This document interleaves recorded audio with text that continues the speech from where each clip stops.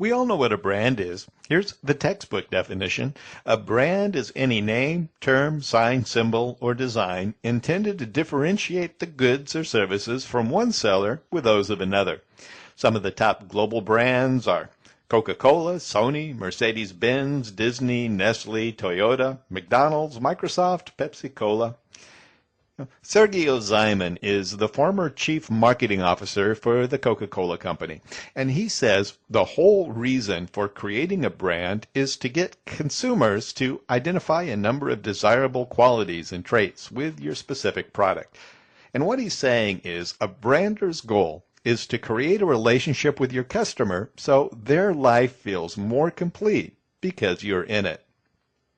And I love this quote from a Chicago mutual fund manager. He says, Harley-Davidson is maybe the best brand name in the United States. Now, Coca-Cola is a pretty good brand name, but people don't tattoo it on their bodies. And how many brands get permanently etched on people's skin? Well, here's a good example of how brand value can be measured. It's the premium people are willing to pay to be associated with a specific brand's products.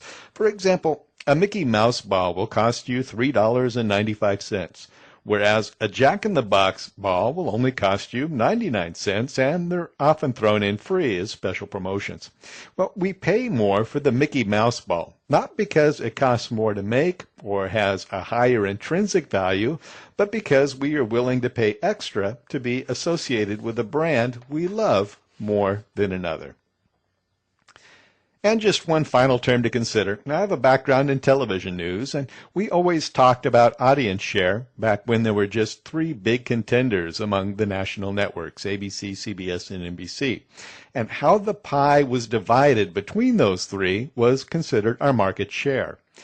And the concept applies to other competitors within a given product or service category and simply answers the question, how big is your piece of the pie? So here's a quick summary of some key marketing concepts. There's the marketing mix, including the facets of price, product, place, and promotion. And the 4 C's of consumer-side marketing, which are cost, customer value, convenience, and communication. Important to consider as you find your way in the 21st century marketplace.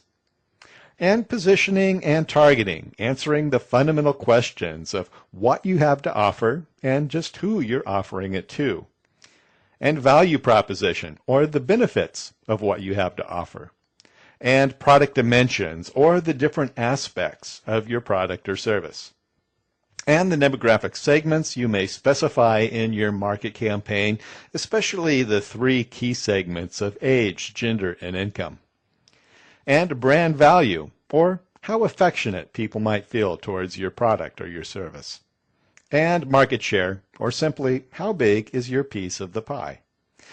And there you go. It's hardly a comprehensive list or analysis of the terms and concepts, but it's a good launching point as you move ahead in your studies of marketing.